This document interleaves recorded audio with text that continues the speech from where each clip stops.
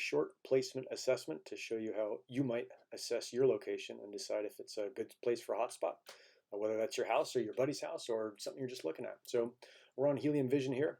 I've got one that I've dropped already just to give you an idea of how things might go right and wrong. And what we'll first do is just kind of look at the big picture here, right? This is a giant region, looking at the whole thing, seeing, okay, there's plenty of humanity around here. This is probably a good place. You know, if you're up here on the California-Nevada line, maybe you're not going to see anyone, you're a lone wolf, but here it looks pretty good. As we zoom in, we see that this place is probably pretty dense, or maybe a little too dense to put something in.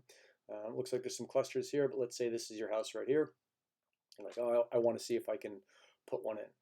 One of the very first things I'll look at is just the surrounding rewards. And right here, it doesn't look like the rewards for surrounding. These are 24-hour rewards for surrounding hotspots. They're not super high, but they're not terrible. They're not, all less than 0. They're all 1s, 2s. It's pretty average. So that means that this spot is probably okay. It's not going to be a banger spot, but you're probably not going to make nothing. And sometimes these are a little bit misleading because they could have just come online if it's a 0. Or maybe they've, the network has been up and down a bunch lately. So these are just guidelines. They're not guarantees. I will turn those off so they don't distract us. And we'll go back into this thing. So the very first thing that I'll do is we're going to drop a placement on the house we think we're going to put up. I'm actually going to put on a place next door so you can see how it worked for you if you didn't have a pre-placed placement. And the first thing that Helium Vision does is it brings up this set of 2 radiuses. This is your 300-meter radius, so you can't witness or be witnessed by anything within here. And then this is 1,500 meters. So 1,500 meters for me is a pretty good proxy for what happens if you just put your hotspot in the middle of your house, plug straight into your router in a closet or a bedroom or whatever. Like, you're not really optimizing at all. You're just connecting your hotspot to your router without any thought for what's going to happen next. And typically in any of these radiuses, a conservative estimate is that you can see 40% of all the hotspots within that radius. So 1,500-meter radius is a proxy for you doing basically not a great job for deploying a hotspot. You'll see 40% of one hotspot, so you'll see kind of 0.4 hotspots. And we want that product of the number of hotspots within the radius, and we'll do this at 2 more radii. We want that product to be between 4 and 25. 4 is the minimum number of hotspots that you need to earn optimally. And you can't earn off more than 25 at one time. So beyond 25 can be good, but it doesn't really matter as long as you can witness or be witnessed by all of them, and they're high earners, and it gets a little more complicated than that. But 4 to 25 is what we're looking for. So this is telling us right now that if your plan is that you live in this house, you're going to buy a hotspot, and you're just going to plug it in your router and walk away, you're probably not going to do that well. But you might ask, like, hey, what's the minimum I can do and do a pretty good job? And so let's say you get the hotspot up in your attic, or you get it out on a window. You do a little bit better than no job. You're not doing a maximal job. I use 5,000 meters as the proxy for getting it up in your attic, or maybe putting it in a window. So you should be able to see 40% of hotspots within 5,000 meters. So right now we're looking at 40% of 13 is what, right around 4 or 5. So you're at the kind of baseline of what you should be able to see, or what you need to be able to see to earn optimally. This would indicate to me that you probably want to go a little bit higher, that it is worth going through the effort of putting it up on your 5 feet above your roof line. And 5 feet above your roof line, I know roof line is different. Building elevations or building heights are different for every building. But in general, if you go 5 feet above your roof line, you're going to see everything within 10 kilometers. Sorry, you're not going to see everything within 10 kilometers. You'll see 40% of everything within 10K. So 40% of 40 is 16. So we're looking at, we should be able to see, this is before we do a topo study, we should be able to see 16 of these hotspots. 16 is between 4 and 25. So this is telling me pretty clearly that if you want to earn anywhere close to maximally, you're going to need to go to the effort of getting your antenna up on a pole 5 feet above the roof line and going for it. But before you just drop everything and buy an antenna and go for it, it's worth zooming in and seeing what the local topography is like. Now, maybe this is your house and you know where you live. You know there's this little river here and you live in a valley, but maybe you don't. Maybe you're assessing this for someone else, or you're checking out Aunt Fanny's house and you haven't been there in a while, or your buddy Bobby, or whatever it is. So it's always good to zoom in on Helium Vision until you can see buildings, and we'll do our little topo study this way. So zoom until I see buildings. It gives us a nice kind of elevation above ground, and then I'll right click and drag and start doing a circle. And what I'm seeing right away is that this place is probably not going to earn super well, because it's blocked to the south and to the north by valley walls. This thing's down in a little river valley. So even though we're kind of looking out and seeing a bunch of humanity, and it's close enough to lots of other hotspots, when we ran that 10,000 meters, we got our 16 was our product of 40 times 40%. This is telling us that when we run the radio sim, we're pretty unlikely to see a bunch of those hotspots just because they're going to be blocked by the valley walls.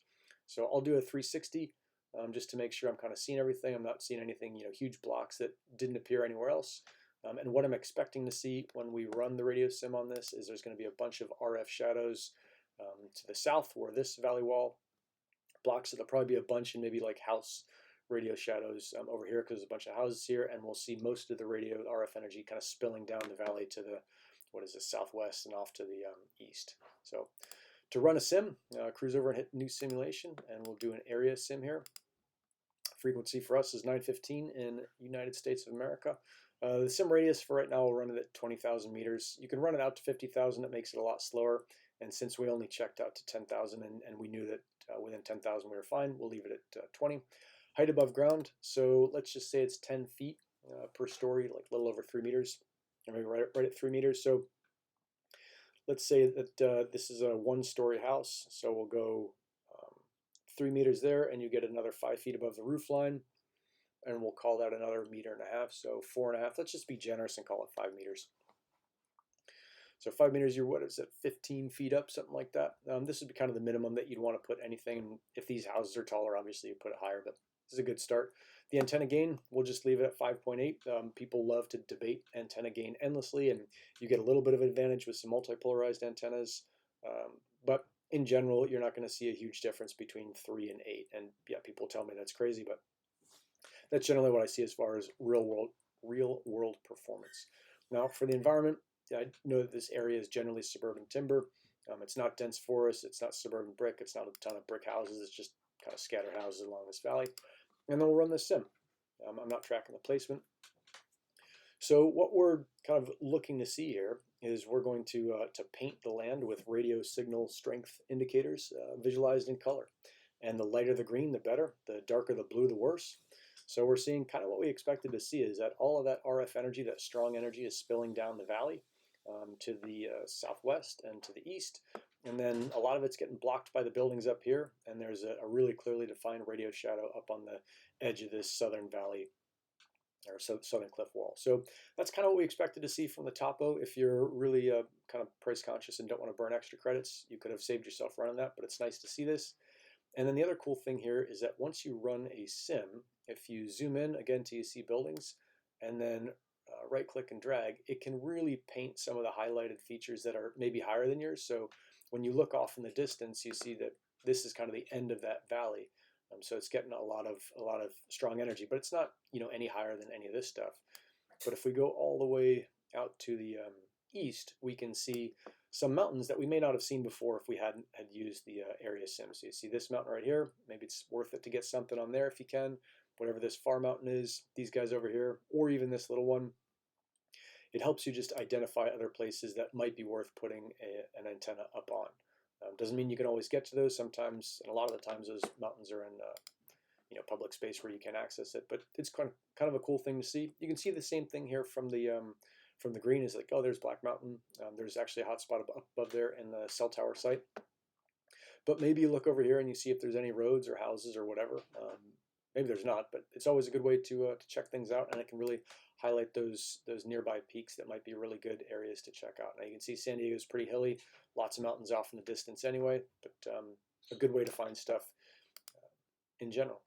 So what we're seeing now from this one is that what looked like it could be a pretty good placement, or what looked like from the topo study wasn't going to be a good placement, is probably not. Right? These three here, you're not going to see those. You may or may not see this guy. Looks like it's right in the middle of a radio shadow. Now LoRa's pretty funky and it can do pretty cool stuff, so it might hit that stuff. It will, looks like, pretty definitely hit this guy, but you're only going to see, let's say, 1, maybe 2, 3, and 4, and not the 16 that we thought. So if this was your place, you might want to reconsider and think about a different place that sims out a little bit better, and that's surrounded with higher earning hotspots, and maybe really ideally provides the best coverage possible to the network. So that's how to run a placement assessment.